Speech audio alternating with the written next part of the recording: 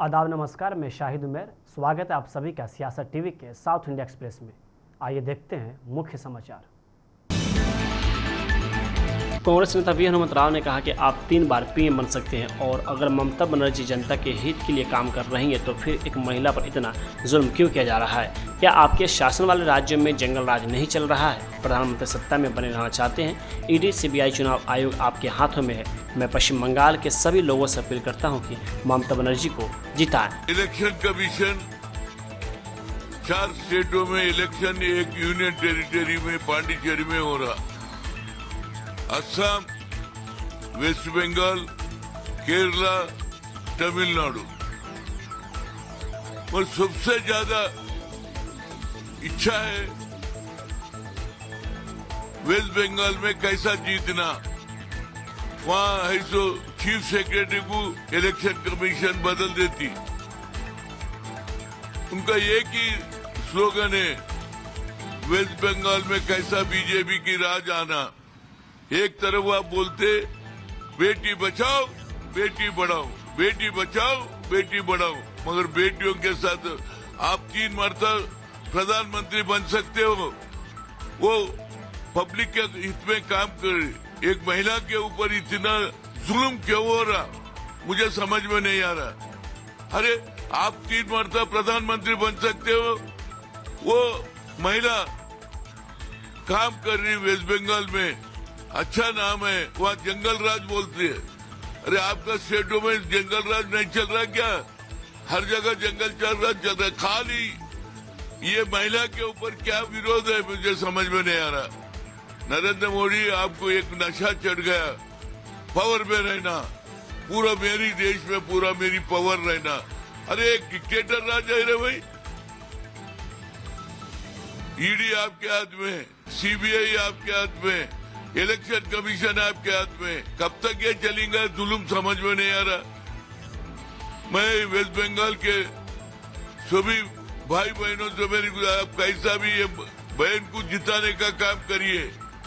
ये जीतेगा तो जब ही पता लगेगा नरेंद्र मोदी का जो जुल्म, ये जुल्म।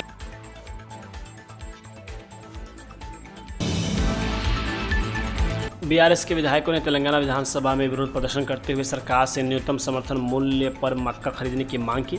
बीआरएस ने मक्का खरीद में लापरवाही का आरोप लगाते हुए कांग्रेस सरकार के खिलाफ स्थगन प्रस्ताव पेश किया। विधायकों और एमएलसी ने यह मांग भी की है कि किसानों को तेलंगाना सरकार के वादे के अनुसार 500 रुपये का बोनस दिया जाए। बीआरएस के कार्यकारी अध्यक्ष केटी रामाराव और हरीश राव ने गन पार्क में इस विरोध प्रदर्शन का नेतृत्व किया। बीआरएस नेताओं ने विधानसभा की ओर मार्च किया और किसान नहीं तो राज्य नहीं तथा किसानों को 500 रुपये का बोनस दो जैसे नारे लगाए। सोशल मीडिया पर शेयर किए गए वीडियो में बीआरएस के नेता नारे लगाते हुए विधानसभा की ओर जाते दिखे। इससे पहले विधायकों को विधानसभा कक्ष में प्रवेश करने से रोक दिया गया था। बताया जा रहा था कि विरोध प्रदर्शन के दौरान सिद्दीपेट के विधायक टी हरीश राव को मामूली चोटें भी आई थी। మొక్కజొన్న రైతులకు 2400 మద్దతు ధరను, మక్క రైతుల కొనుగోలు కేంద్రాలను, మక్కకు 500 బోనస్, మక్కలకు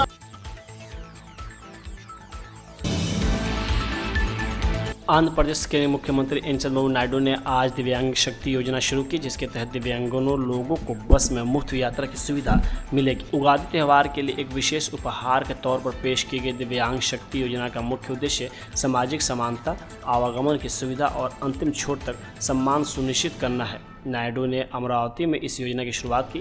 एक प्रतिनात्मक कदम के तौर पर मुख्यमंत्री ने वरिष्ठ नेताओं के साथ मिलकर लाभार्थियों के साथ आंध्र प्रदेश राज्य सड़क परिवहन निगम की बसों में यात्रा की।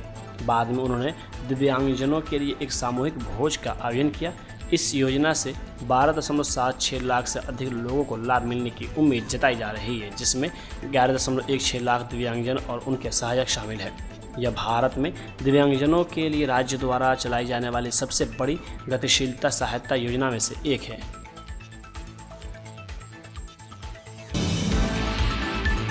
पूर्व प्रधानमंत्री और राज्यसभा सांसद HD देवगौड़ा पर कांग्रेस के राष्ट्रीय अध्यक्ष और राज्यसभा के नेता प्रतिपक्ष मल्लिकार्जुन खड़गे ने कहा कि मैं देवगौड़ा जी को 54 साल से अधिक समय से जानता हूं और मैंने उनके साथ बहुत काम किया है। बाद में मुझे नहीं पता कि क्या हुआ, वो मोहब्बत हमारे साथ कीजिए, शादी मोदी साहब के साथ। लेकिन यहाँ नहीं है तो HD देवेगौड़ा जी का उल्लेख करना चाहूँगा कि प्रधानमंत्री और कई पदों पर रहे।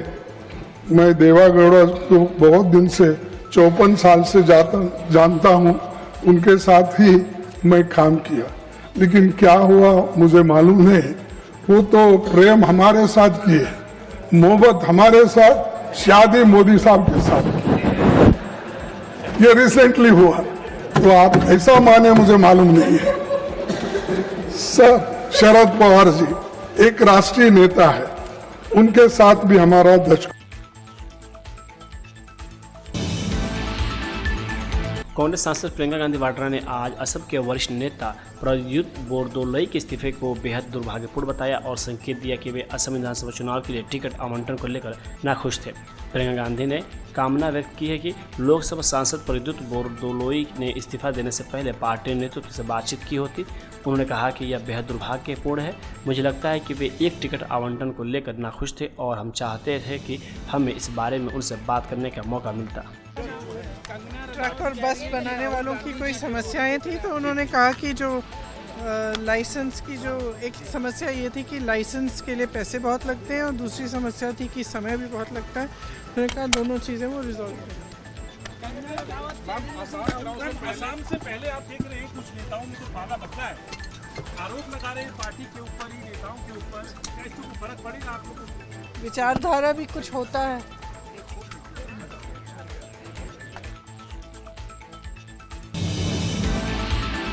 असम के सांसद बोरदोलई के कांग्रेस से इस्तीफा पर कर्नाटक के डिप्टी CM DK शिवकुमार ने कहा कि यह बहुत ही दुर्भाग्यपूर्ण है कि इतने वरिष्ठ नेता ने इतना नासमझी भरा फैसला किया। यह बहुत बुरा है, उन्हें इंतजार करना चाहिए था। मैंने भी उनसे बात करने की कोशिश की थी। कांग्रेस पार्टी ने उन्हें सब कुछ दिया और उन्हें सब रखना चाहिए था, क्योंकि हमारे कुछ नेता दूसरे कई राजनीतिक मामलों में बहुत व्यस्त थे। किसी को भी भावनाओं में आकर फैसले नहीं लेने चाहिए।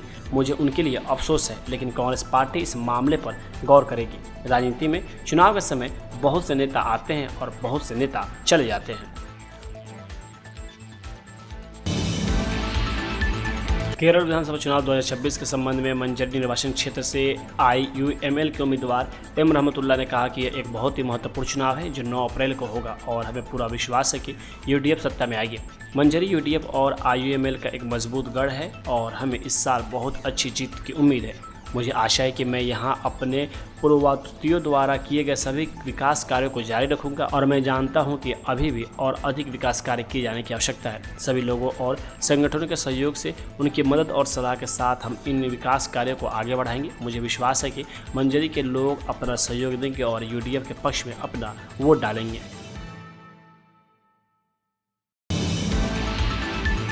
केरल विधानसभा चुनाव पर बीजेपी नेता कुम्मनम राजशेखरन ने कहा कि एनडीए कार्यकर्ताओं का आत्मविश्वास बढ़ा है, क्योंकि उनका मानना है कि LDF और UDF ने जनता के हितों के खिलाफ काम किया है, नियमों का उल्लंघन किया है और केरल में बुनियादी सुविधाएं देने में नाकाम रहे हैं। LDF और UDF नेताओं के बीच लगातार आपसी कलह और आलोचनाओं ने उनका ध्यान केरल के विकास पर केंद्रित करने से भटका दिया है। एनडीए एक एकजुट मोर्चा पेश करता है जो विकास पर जोर देता है और जिसमें कोई आंतरिक कलह नहीं है। इसी वजह से जनता एनडीए के पक्ष में हो गई है। उन्हें एनडीए की जीत की उम्मीद है और वे चाहते हैं कि एनडीए केरल में सकारात्मक बदलाव लाए।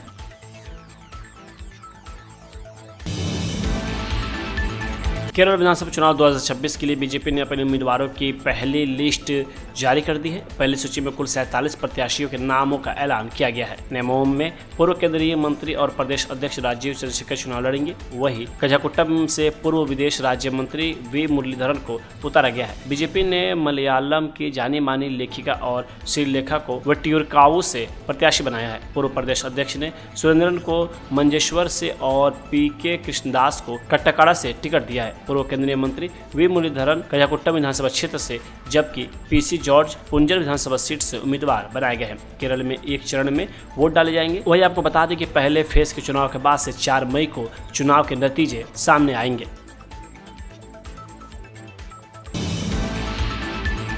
टीवीके के महासचिव अवध अर्जुन ने दावा किया कि उनकी पार्टी के नेता विजय को आगामी चुनाव में चुनाव लड़ने के लिए एक पार्टी द्वारा मुख्यमंत्री पद और यहां तक कि विधानसभा की 50% सीटें भी प्रस्ताव की गई थी।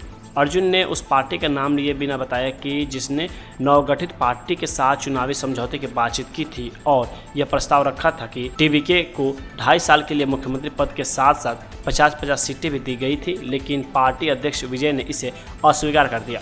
टीवीके 23 अप्रैल को होने वाले विधानसभा चुनाव में पहली बार चुनावी मैदान में उतरेगी। मीडिया कर्मियों से हाल ही में हुई बातचीत में AIADMK के महासचिव पलानीस्वामी ने स्पष्ट रूप से कहा कि उनकी पार्टी टीवीके के साथ किसी भी गठबंधन वार्ता में शामिल नहीं है। भाजपा के प्रदेश अध्यक्ष नयनार नागेंद्रन ने इस मुद्दे पर सहयोगी पलानीस्वामी के रुख का समर्थन किया। हालांकि व्यापक रूप से ये अटकलें लगाई जा रही थी कि बीजेपी पार्टी के करीबी सूत्रों ने सत्तारूढ़ DMK का मुकाबला करने के लिए टीवीके के साथ चुनावी समझौते के लिए बातचीत करने का प्रयास किया था।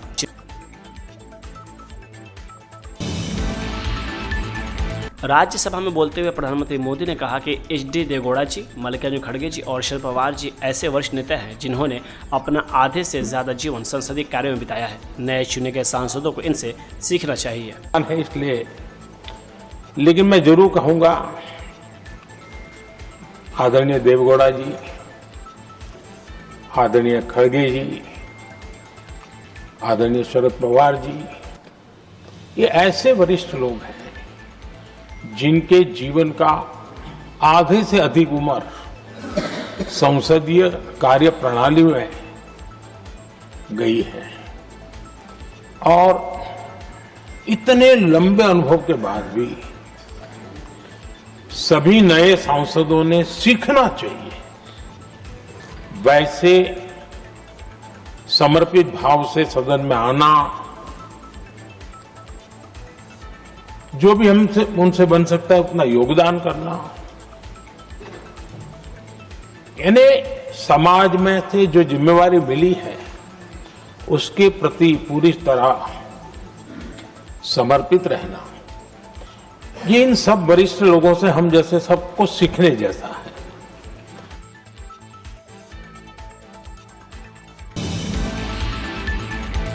साउथ इंडिया एक्सप्रेस यही होता है समाप्त। मुझे दे अब इजाज़त। बाकी खबरों के लिए बने रहें सियासत टीवी के साथ।